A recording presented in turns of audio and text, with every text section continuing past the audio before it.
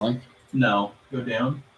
The This is a pretty little solid. arrow that's like a forward video link, and put that in Patreon.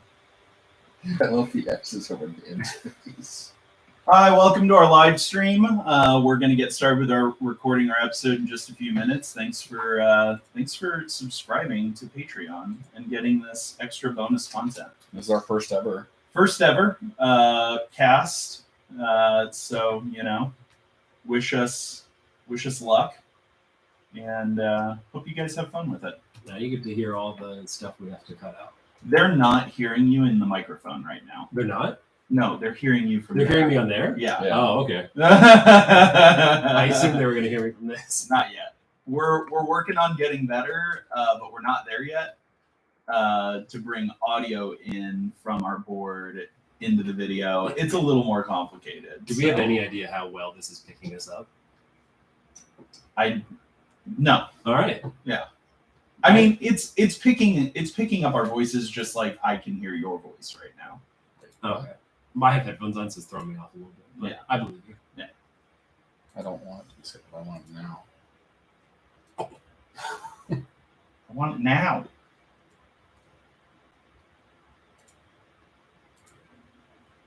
I doubt let's see schedule something from the past. Just Please. schedule it for 5 minutes in the future. So this right now is going on our Patreon. Yeah. Uh-huh. Why would we not cut all this? Because we can't if it's a live stream. Oh, we're live streaming right We're now? live We're streaming. live streaming to nobody. On what? On YouTube?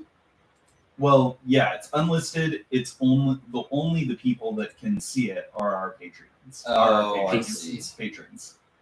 Of which we don't have any yet? Not currently, but they will come. They will come if you build it. They will come, Okay. and they're going to hear you say that. Oh, because it gets saved? Yeah. I see. Everything so far is on. It's here. live streamed. Like I don't everything think you This said is on live. YouTube right now. It's I don't live. think there's anything wrong with Zach saying we don't have any patrons at this moment. No, I agree. I'm just reinforcing whatever you say is on the internet. Good to know. Now it From this is point. unlisted right now, so it's not like someone can find it unless they knew the link. or they Yeah. pay. And they have to subscribe. Yeah. So if they really want to blackmail us, they'd have to subscribe first. Yes. Yeah. And we would have And to do hope that something, we said something back. Yeah. which we do all the time. We should market it that way. Hey, you want to catch us in a lawsuit? Jake said some wild stuff on the live stream. Just clickbait. $5 to check it out. Yeah. The wild thing I said is that CK isn't the greatest movie of all time. Let's do it. That is a wild take. Yeah. Are you still simping it, or is that not anymore? No, that was season 3. Yeah. I just didn't know if that continued. Now I'm No. Dad Zach with all my puns. Yeah, exactly.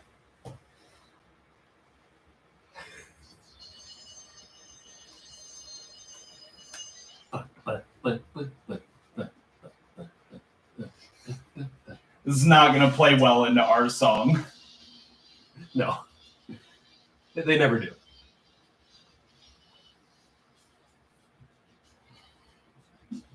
This is a little bit longer than I thought it was going to be.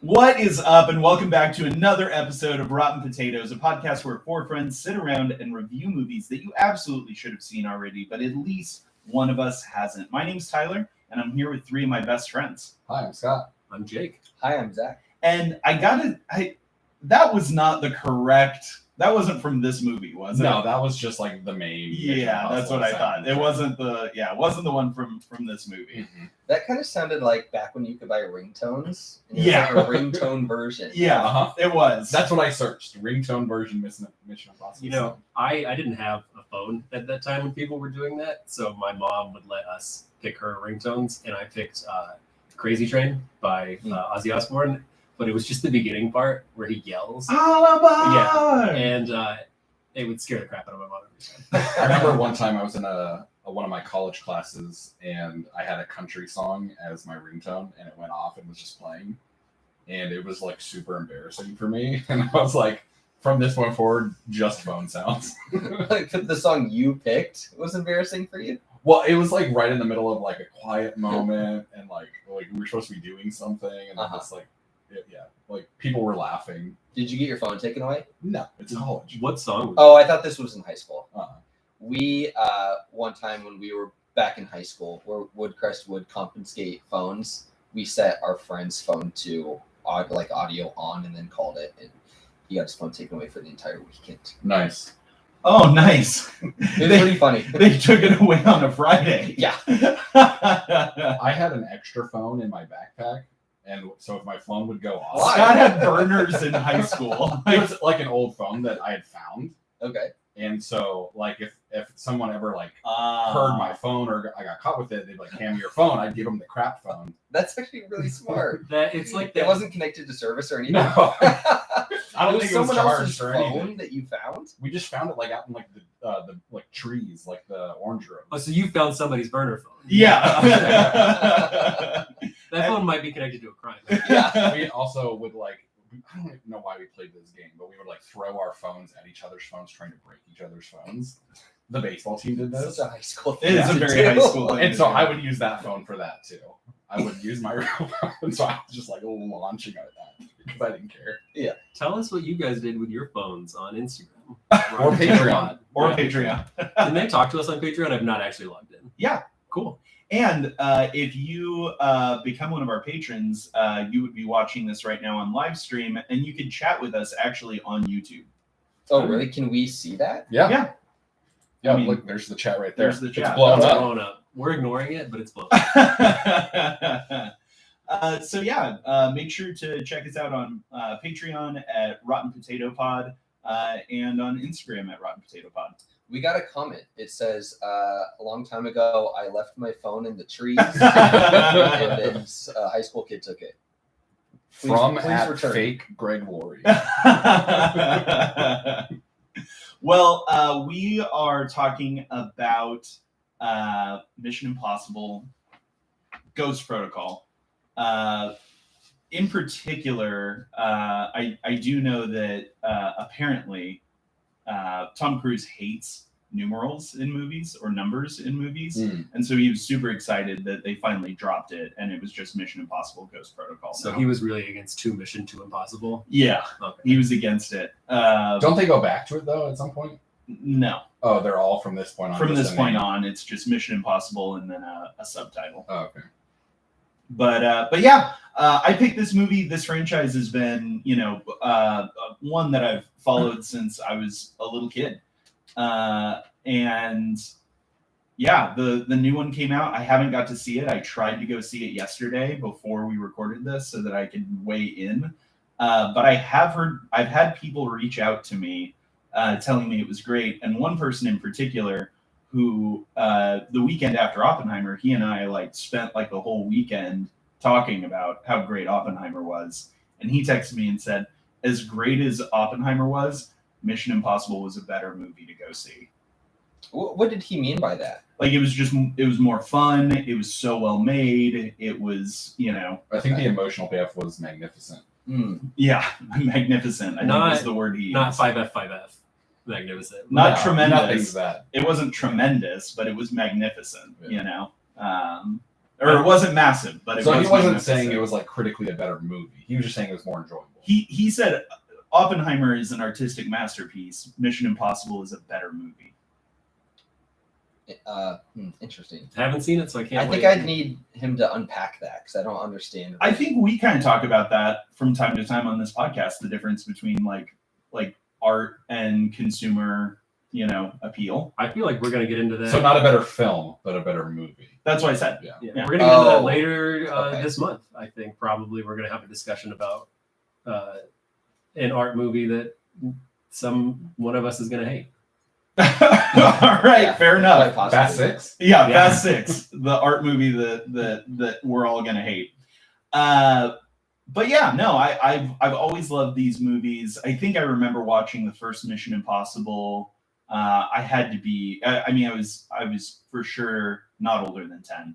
I was I was a little boy when I watched the first Mission Impossible movie, and I loved it. I was obsessed, and I watched every movie and owned almost every Mission Impossible movie since. Which one do you not own, and why not? Mission Impossible 2. Why don't you own it? You just hate it? It's very bad. Okay. It's very, very cheesy. So I So feel like you have to own it to complete the collection. No, you don't have to. I To I complete don't the have collection, to. you do, but you don't. It's not worth. I spending am money on. I am a completionist. I buy like Yeah. entire sets of things that I don't even like. Yeah. That's how little I regard Mission Wow. Impossible 2. I can't wait to do it next year on the pod. It's I mean, don't get me wrong, it's a John Woo movie, which like, Face off. Face Off. Yeah, so it's perfect. 97%. And it's a thing. It's definitely a thing. It's if you like the franchise, you have to see it at least once, but once is enough. I loved it when I was 13. It's like made for a 13-year-old. Hmm. But Tom Cruise actually was the has been the producer of this since the first movie. So the studio came to Tom Cruise and said, "Hey, we want you to produce a movie. What do you want to make?" And he said, "I would love to make this like an adaptation of this TV show that I loved as a kid growing up, Mission Impossible." And they said, "Great." And so ever since then, it's really been his his franchise to shepherd. And throughout the different years, like they had John Woo obviously did Mission Impossible 2. JJ came in and did Mission Impossible 3. And as good as Jake, you brought up a while ago, as good as Philip Seymour Hoffman was, to be honest, I just didn't like what JJ did with the movie as a whole. I was gonna say, I feel like I owe you an apology because I was reading about Mission Impossible as a franchise and people didn't really like 3. So I Yeah. see why you didn't pick it, but I was like, Philip Seymour Hoffman is in this one, and I bet you it's awesome. There is one scene in particular in Mission Impossible 3, and then I promise we'll get into talking about the actual movie we came here to review. But there's one scene in that movie that completely takes me out, and Zach actually watched all of them, right, to like prepare for this. Yeah, kind of. It was kind of half that, and then half to just try to catch up to Dead Reckoning as well. Oh yeah, Yeah, I had only seen half of these, and so I had to I had seen 4, but I had not seen 3, so I had to kind of fill in some gaps. And Zach texted me about this scene when he watched it. Like it was the only thing he texted me, I think, throughout all of watching Mission Impossible was there's a scene where Tom Cruise looks right in the camera, right in the lens, as after he's just done this stunt to like scale a wall, and he says Humpty Dumpty sat on a wall directly into the lens. And like that scene alone made me not want to pick 3. That's fair. It was maybe worse than anything in Mission Impossible 2. It was. That one scene was worse than I can't believe Tom Cruise signed off on it. yeah, I can't either. Might have been his idea, for all we know. It could have been, but I doubt it. But this was we'll get into kind of just the facts with this, but this was actually Brad Bird's live action directorial debut. So he had, of course, been an extremely successful animated film director with Pixar, and Tom Cruise decided, hey, Brad, like, I think you need to take a swing and come do Mission Impossible, which is pretty neat. I think he's producing all these movies just because he wants to do things that no one else can do. Well, this is where that starts. We'll get into that. Uh-huh. This movie is the first time where he was like, okay, like, Let's There's- actually scale building. there's no stunt double. Let's get everything in camera. Yeah. But let's hang outside of a plane. yeah, exactly. All of that started with this film. Mhm. But why don't you hit us with a little bit of just the facts, Scott? Yeah, so as we said, this was directed by Brad Bird. It was written by Josh Applebaum and Andre Nemec. It released December 16th, 2011, has a runtime of 133 minutes. Rotten Tomatoes gave it a 93%. IMDb gave it a 7.4. Had a pretty big box office, $694 million on a $145 million budget. So that's almost a 5x return, which is pretty good, but it wasn't nominated for any awards, so it didn't win any either. And Scott, were you actually a late bloomer on this? Yeah, I hadn't seen this one. Oh wow! All right. I'd seen 3 and I liked 3. Yeah. and I think I'd seen the first one, and I think those were the only two I had seen. I think you and I watched 3 together at one point. Maybe. Like right when we moved in together. I think it was when we didn't have internet for like 3 days and we just had like. Oh, it could have been, yeah. I think I'd seen it before that because I remember watching it with my dad. Oh, okay. But yeah, I liked that one. I liked Philip Seymour in that one. I liked all the you don't know who is anyone. Mm-hmm. So, Zach, you had seen this movie before though. I had, yeah. What did you think watching it again? I liked it. I've seen this movie a few times now because I rewatched it again during my Mission Impossible rewatch maybe 3 or 4 months ago, and then I had to watch it again for this. I like it. I think this is a really fun movie. There is something that I have a lot of fun with watching the first 3 because it's just so wild to see the artistic flavor, I guess, of each movie just like differs so wildly. But I think it's undeniable that by the time you get to this movie, you can really see where the franchise is headed, and obviously in such a better direction. And I think it has set a really good precedent for all the movies that follow afterwards. I think from this movie, in my opinion, each movie just gets better and better and better in a way where like they just build off of each other. Like I think this movie kind of set the tone and then allowed for. And hopefully I'm not being too presumptuous to say this, but like allowed for Christopher McQuarrie, who I think comes in 5, to then even kind of take it an extra step above. Because then Rogue Nation I like even more than this one, and then Fallout I like even more than the next one. But I think Ghost Protocol is like a really important piece of that whole puzzle. Yeah, it was like the turning point and the setup. Yeah, exactly. So I like this movie quite a bit. I think it's a lot of fun. Actually, the first time I watched it was back in theaters, and I watched it in IMAX at the Ontario Theater, because if you had gone to see it there, you could have seen like a 10-minute clip of Dark Knight Rises in IMAX beforehand. And I mean, I was obsessed with The Dark Knight at the time. And so I wanted to do whatever I could to see as much of The Dark Knight Rises, which ended up kind of being a bummer that was a worse movie than this. But it kind of worked out because then I got to see this movie on an IMAX screen. And I remember the Burj Khalifa scene, I was like sweating in the theater. And that's still like was it also really It wasn't, no. Like I was just very scared, very anxious during that scene. The AC was a lot younger then. Yeah. Yeah. It's probably the same unit. Yeah, just 12 years ago. Yeah. No, it was a lot of fun. I like this movie. I have a lot of fun. I think the whole franchise is a lot of fun. I've already given most of my take. I'll just say I agree. I think from this point on, they just get better and better. But they do really begin to actually build on each other. For the first 3 movies, there really isn't anything that like ties them together, except for maybe Luther, who's in. Although he's hardly in Mission Impossible 2. And he's really not in this one very much either. I'd kind of forgotten. He's just a cameo really in this one, and then he's a main character in all of them after this. But there really wasn't anything that like tied the first 3 together very much. And then now we're starting to have characters that like are recurring characters that we get a little bit more like development from them, and that's exciting. Jake, how do you feel about it? Yeah, I have only seen Mission Impossible 1, and I liked Mission Impossible 1 fine, but it wasn't like, oh, I've got to watch more Mission Impossible.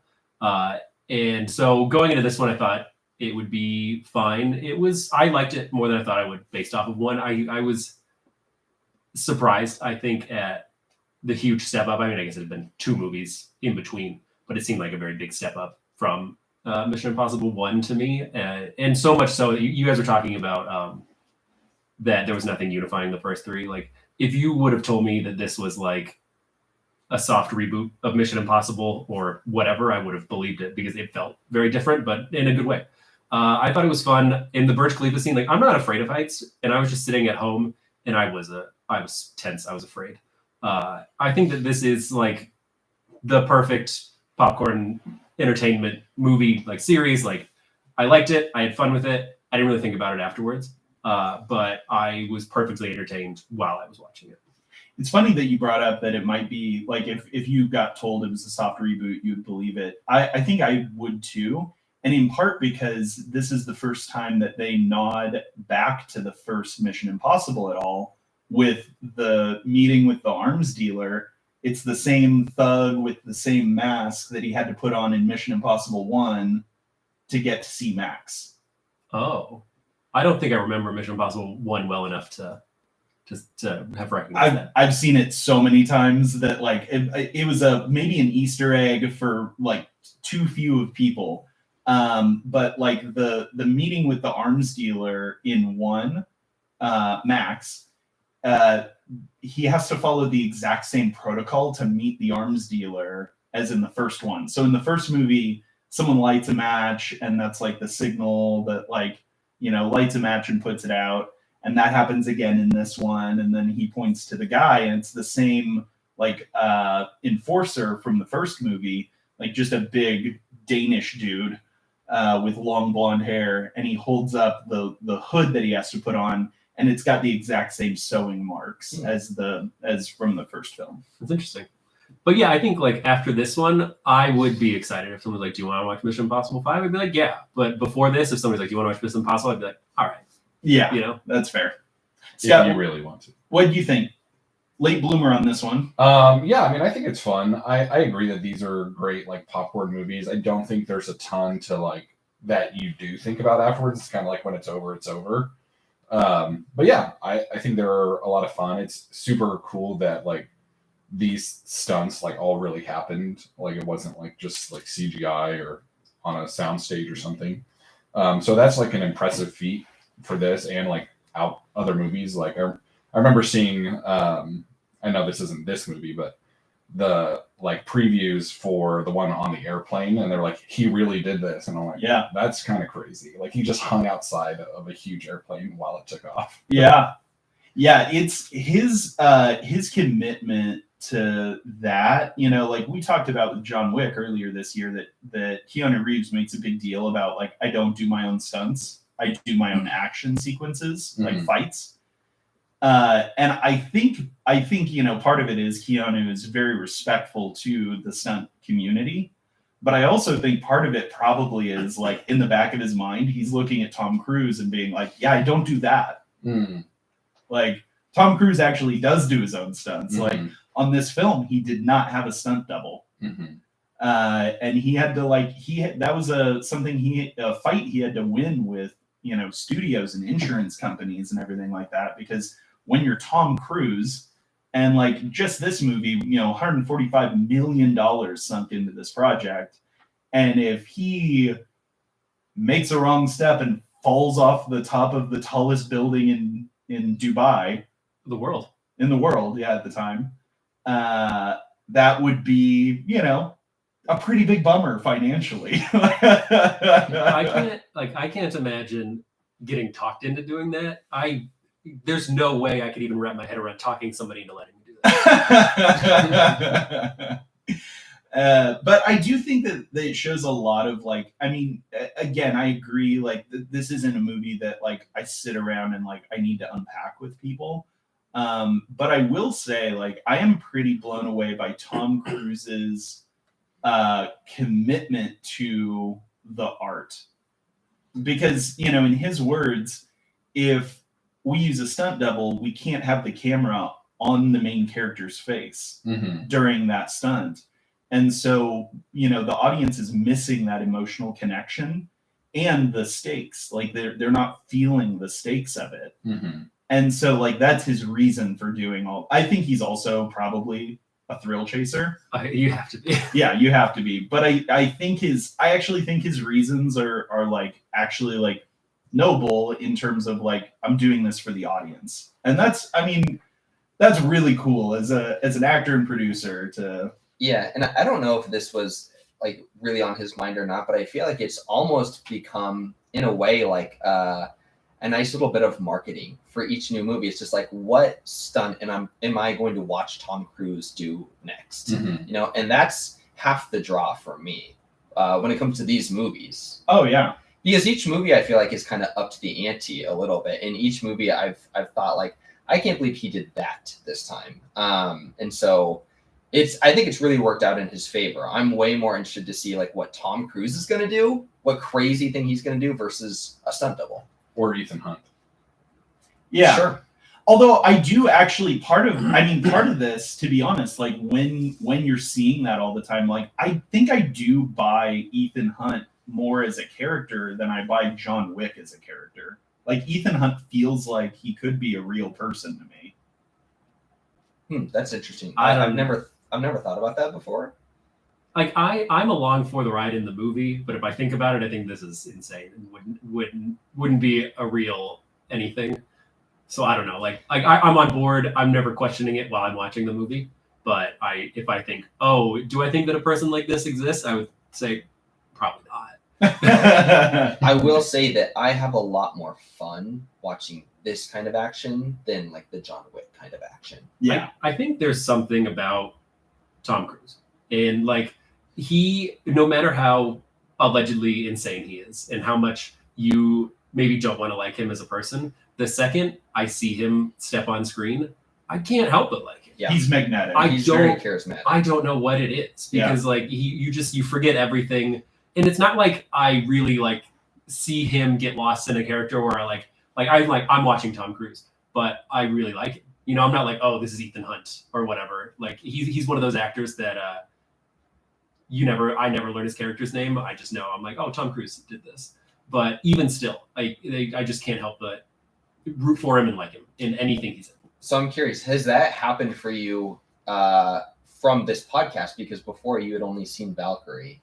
I mean, I guess it must have, but like, yeah, because I'd only seen Valkyries, which I don't remember really at all, and I think it kind of sucked, but from what I remember. But every movie we've had with him in it, I've just been like, he's so charismatic, he's so charming that might play into the good time that you're having. Is that he is just maybe the most charismatic leading man in Hollywood. Totally. Yeah. To your point, Zach, I'm gonna credit who I'm stealing this joke from, but my roommate said, you know, we were talking about the new Mission Impossible movie, and he's like, honestly, I'm just here for when we really get to an impossible mission, and like, because the thing that's gonna kill Tom Cruise is a stunt on Mission Impossible. Like that's gonna be how he goes. Yeah. And I think Tom Cruise, if you really pressed him and if he was really honest, I think he would probably say that would be his choice. Like that would I want be, to go doing a stunt. yeah. Like I think that would be his preference. He probably, that's how he convinces them. He says, if I can't do this, I don't deserve to live. Yeah. I hope not though, because I think Tom Cruise can be like a really great dramatic actor as well, and I kind of hope that he eventually gets to a point where he slows down and we maybe start getting some more dramatic roles out of him again. I mean, I think he's like 60 now, and he just ran a dirt bike off a cliff 7 times. I know. So I don't think he's gonna slow down anytime soon. When he gets to like Anthony Hopkins' age or something. Yeah, then it won't be a dirt bike, maybe it'll be a Vespa. He's still going to be doing stunts. Yeah, I'd love to see Anthony Hopkins driving a Vespa. Not doing anything in particular, just driving. Just I driving. feel like a that'd be a Vespa. fun thing to watch. Yeah. It's a little bit like just, you know, like sad Keanu, like the little figurine. It's a little bit like Anthony Hopkins on a Vespa would just be a Or like great. That would be Elijah happy. Wood That- on the scooter. That was what I was about to compare it to. Is like that would be a mood, like Elijah Wood. It's just happy as can be on a lime scooter, smoking a cig. What did you guys think of some of our supporting cast? We had like Simon Pegg. You know, we had Jeremy of course Renner. Jeremy Renner. What do you Paula guys think of? Patton. What do you guys think of some of our supporting cast in this? I'm always a fan of Simon Pegg. He's Like, fun. I don't know a single role that he's done that I didn't think he like nailed it in. I think he's super funny. He's always like good comic relief in the midst of like a tense situation, and like I don't know, he just like does it for me. I don't feel like I've seen Simon Pegg in a ton. I know I've seen him in some things, but I like him. I think he's funny. I thought he was funny in this. Jeremy Renner is not one of the actors who I can overlook the crazy in their life, but I still enjoyed watching him. I don't know that I'd ever seen the leading lady. What's her name? Paula Patton. Well, I don't know that I've ever seen her in anything before, but I liked her in this. Yeah. Like everybody was likable. I didn't have any problems with anybody in the main cast. I liked them all. I actually really I liked Jeremy Renner in this one because I liked that they at least started him off as like really leading us to believe that he was just an analyst kind of a thing. And I was like, okay, I'm here for Jeremy Renner not being an action star. And then they they twisted it on us. But in all the movies subsequent, he's just like a back end actor. Like he's not doing any more stunts after this movie, really. But he is in other ones. Yeah, his character continues to be in. Actually, my favorite role of him in the franchise is the next movie, Rogue Nation, where almost all of his scenes are against Alec Baldwin, and they're very funny. Who's Alec Baldwin? Good guy, bad guy? Bad guy. Interesting. Yeah, I mean, sort of. He's in the next one. I won't spoil too much, but in the next one, Alec Baldwin is playing the head of the CIA, who's trying to shut down the IMF forever. Okay.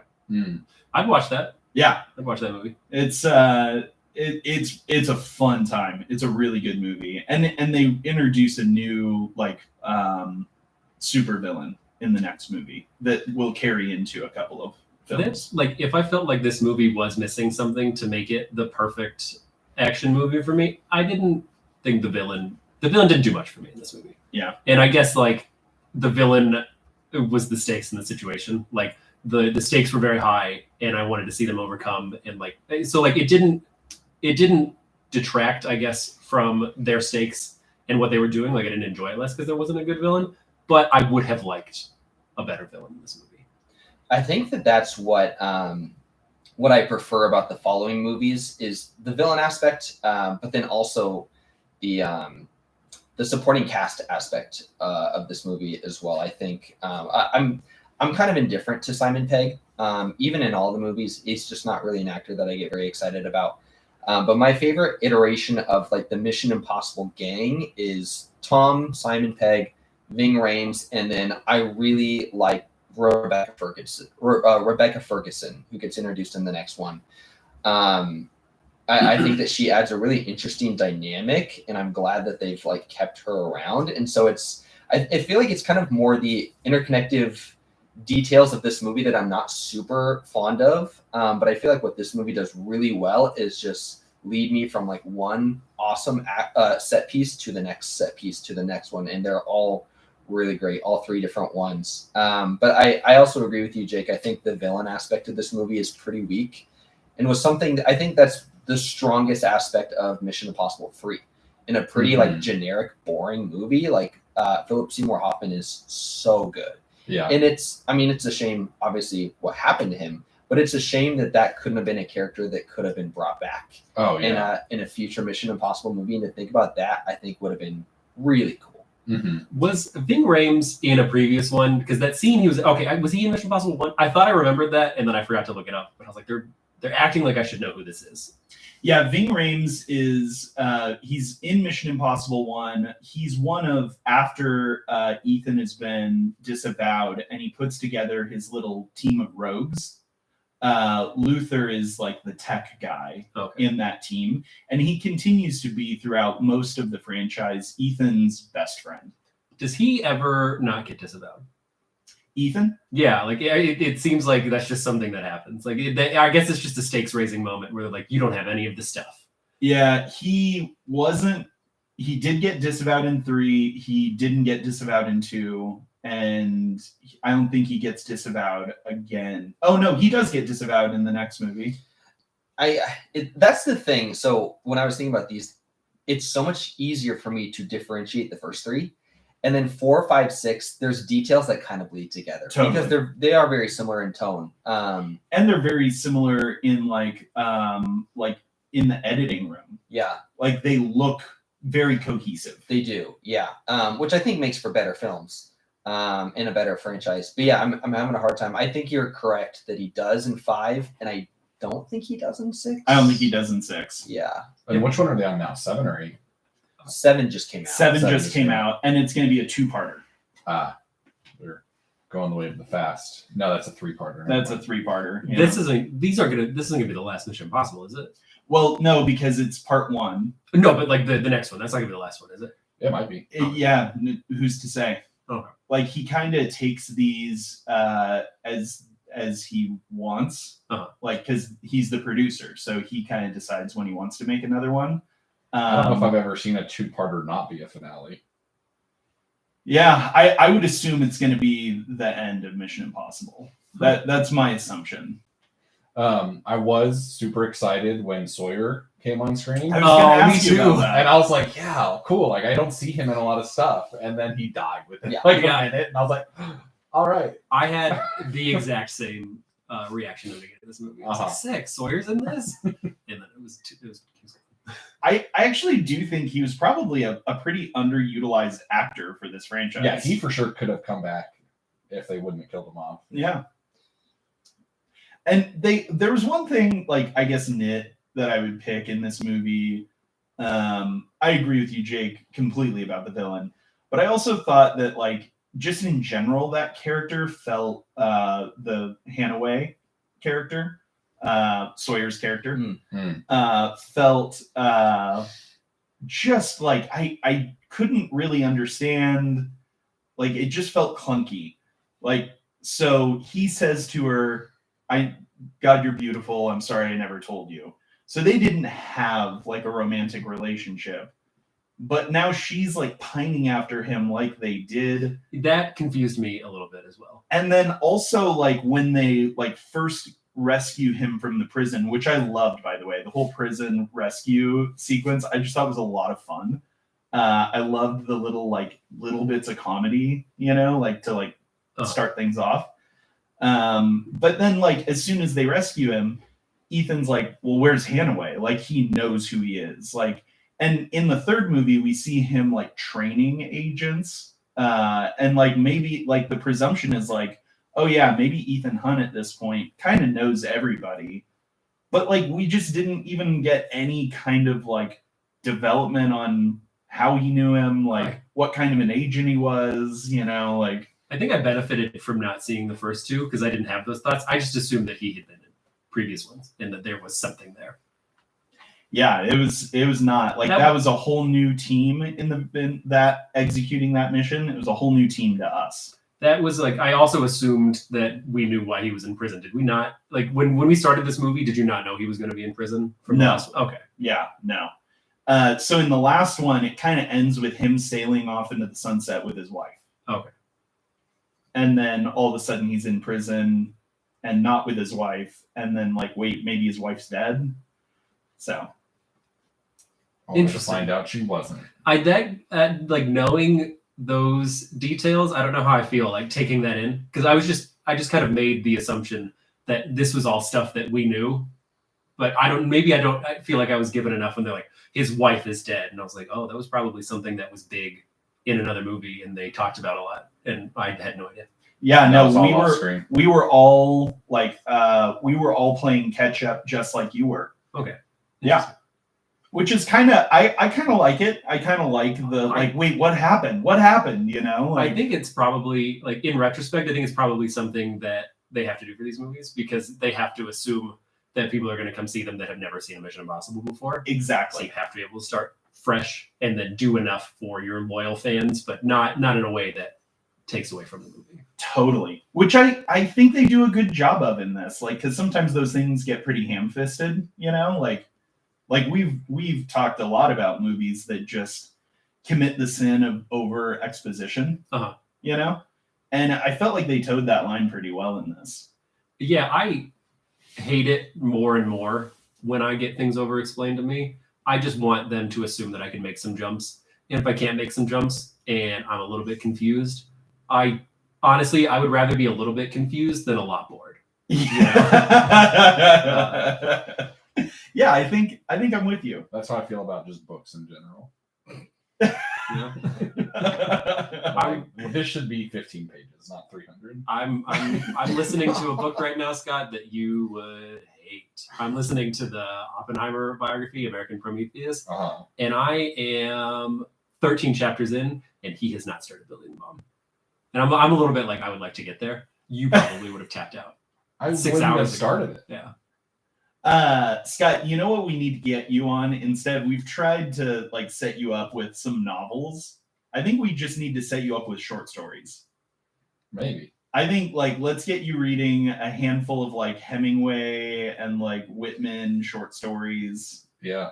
I would remember to bring my backpack. I could have given you some. I was a fan tickets. of The Most Dangerous Game. Yeah, I think that's gonna be more up your alley is Mhm. short stories. Yeah, get to the point. Give me the plot points. Or maybe Get me out. just watch the movie.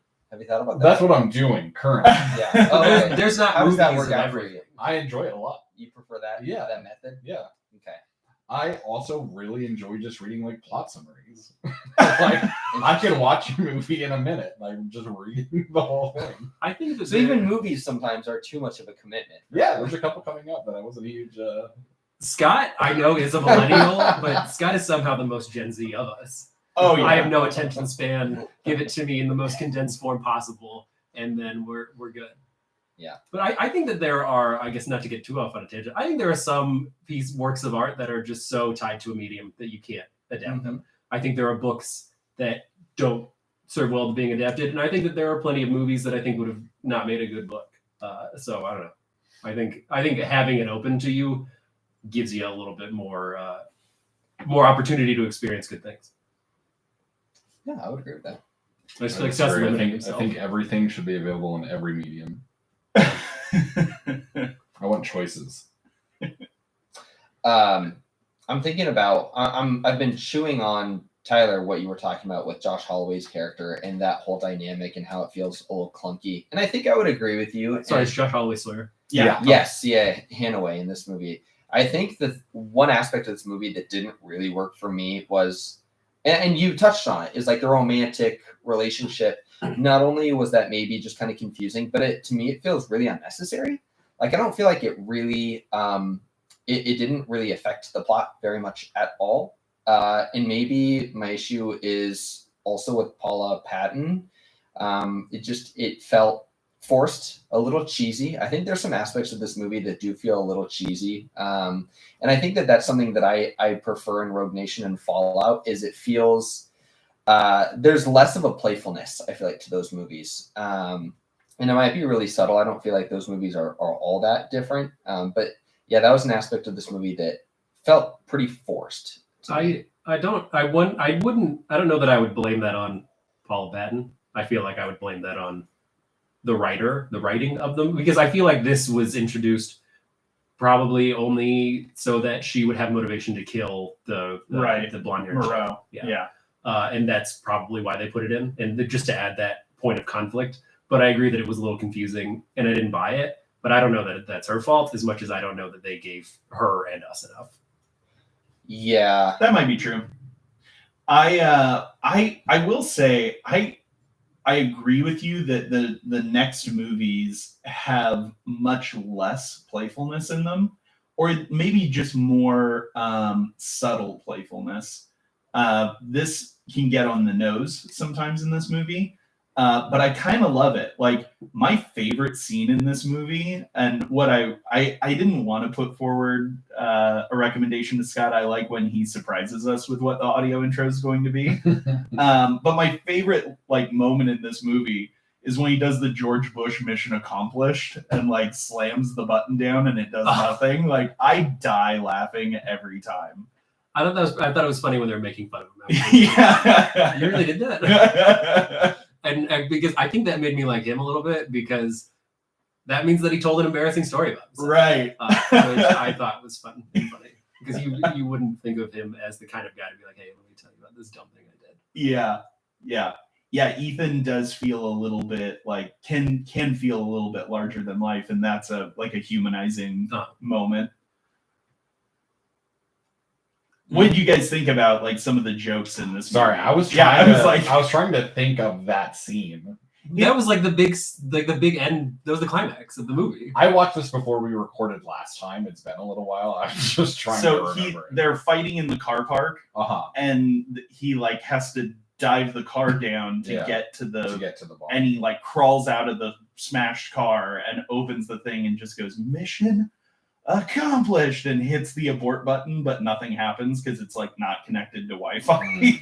That car park, that crazy parking garage action scene, I thought was tremendous. Oh yeah. I really liked that a lot. And Was that a real car park? I assume Yeah. so. I mean, it's kind of like those Carvana car vending machines that I really Yeah. like to see off the freeway and want to see somebody use. Mhm. But I thought that was a really cool action scene, like them going up and down and dropping, and it was really tense and fun. Yeah, I think like I said, every action piece of this movie is a lot of fun. I really like everything in the Kremlin. I think that's yeah. like a great like appetizer Mhm. for the entree, Burj Khalifa, which we've talked about him scaling and how anxiety inducing that is. But everything that follows that, I think, is the best part of the movie as well. When they're doing the simultaneous meetings, Oh yeah. I think is the most fun this movie is.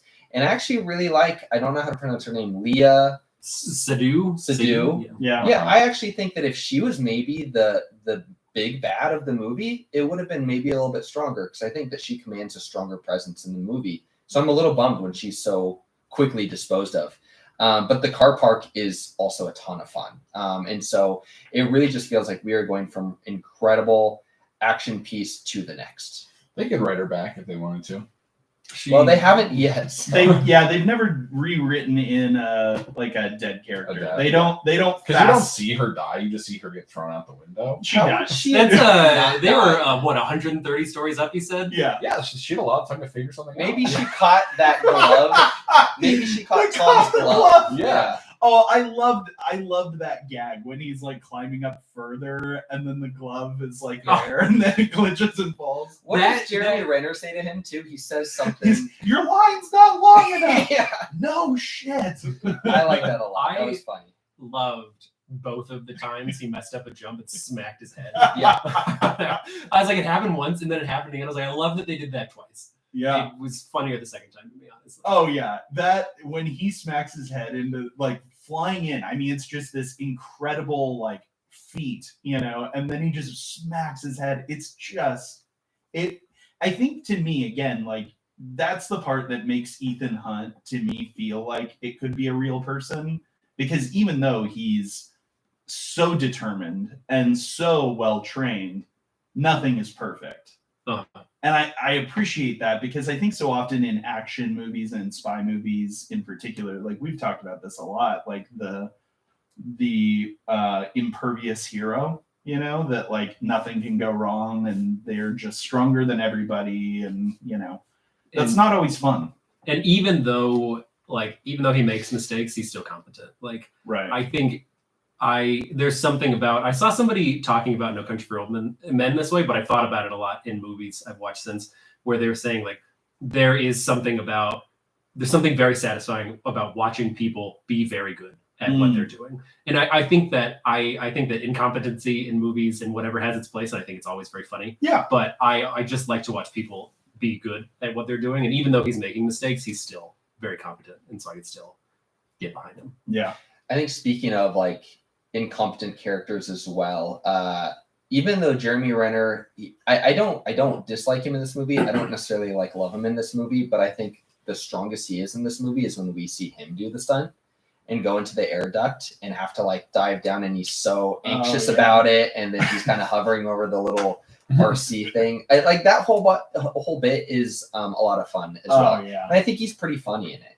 And I thought it was smart to have him do it instead of like that could have just been another stunt that Ethan does. Right. But we have Jeremy Renner do it. And so I thought that was another fun part of the movie too. I think my favorite part of that interaction was when Simon Pegg is talking to him, and he's like, "Look, if you're supposed to be nervous about anything, you should be nervous about the fan." It's like making it so much worse. When Yeah. it's the fan. He's like, "Yeah." He's like, "So I'm going into an oven." He's like, "Yeah." Yeah, that was a great comedic interaction. Yeah. I thought Simon Pegg, of course, is just a very funny comedic actor.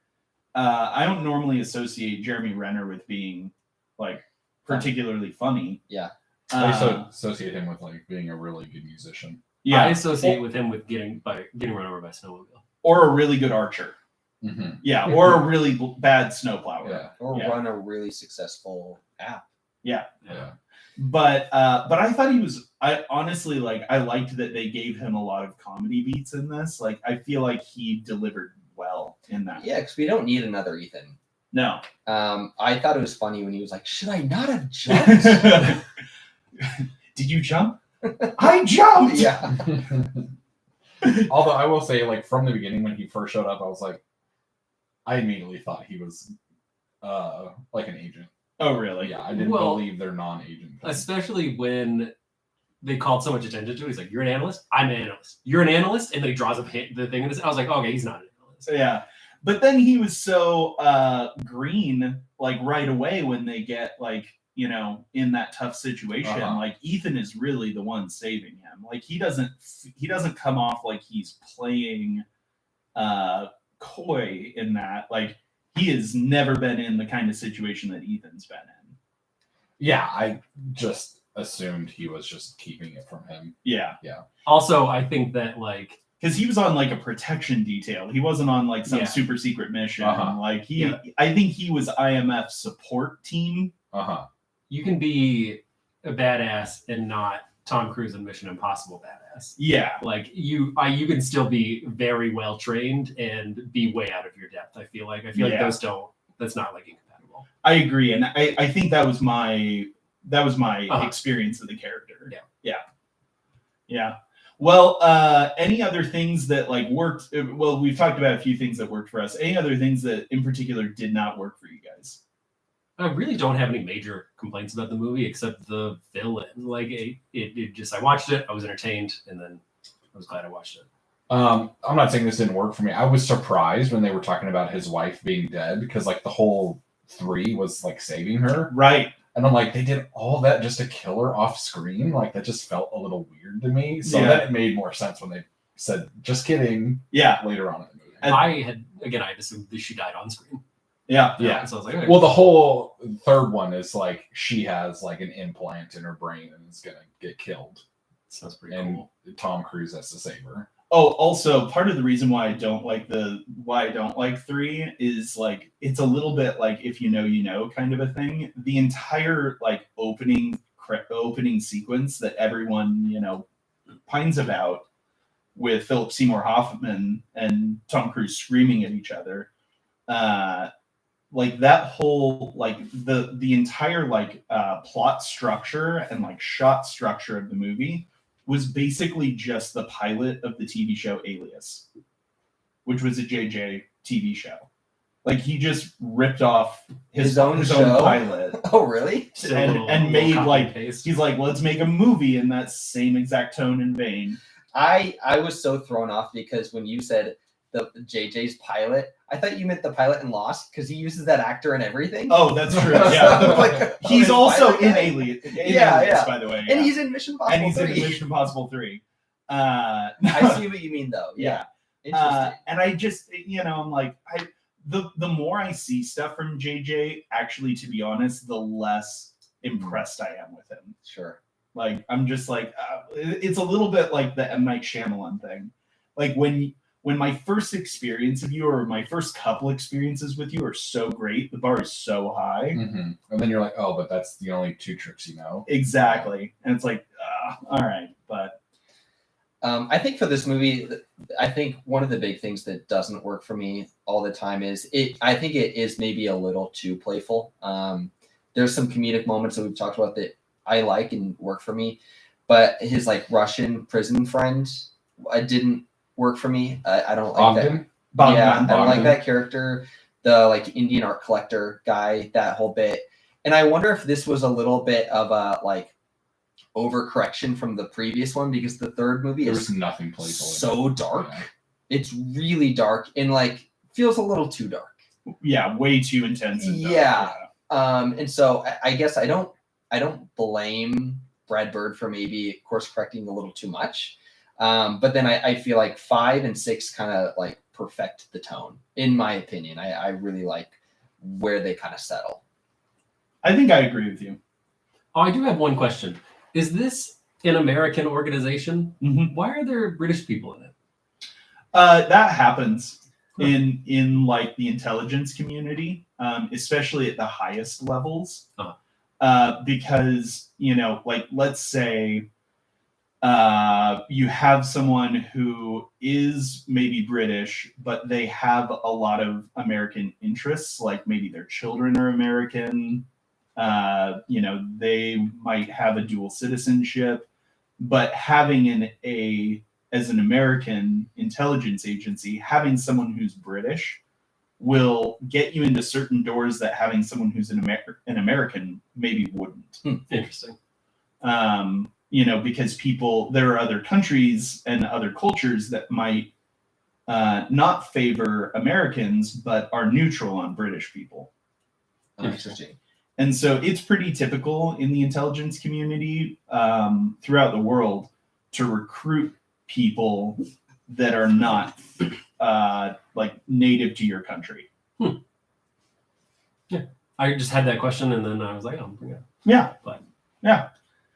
And especially in general, especially our allies, we all work together so much and train together so much that it's not uncommon to have people cross those lines even with their own country's support, because it's oh yeah, well, they're our allies, that's fine.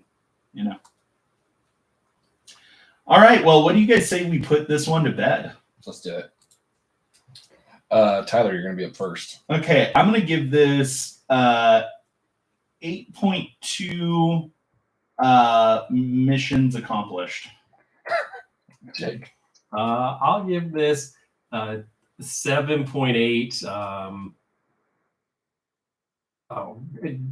Bonked heads. Bonked heads.